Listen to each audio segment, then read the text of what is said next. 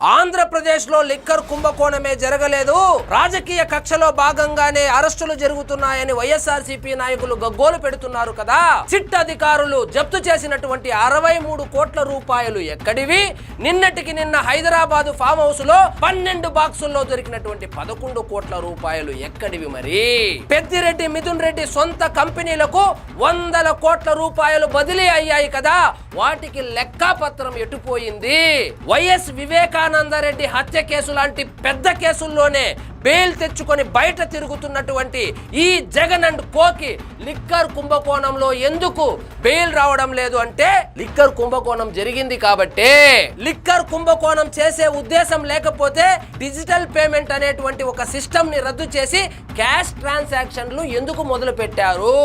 ఎందుకంటే దొరకకుండా liquor scam చేయాలనుకున్నారు. పాపం పండి 151లో నుంచి 5 రాలి కింద పడిపోయింది. కల్తీ మద్యాన్ని సరఫరా చేసి 30,000 తాలిబొట్లు తెంచారు. 30 లక్షల మందికి కిడ్నీలు లివర్లు పోగొట్టారు.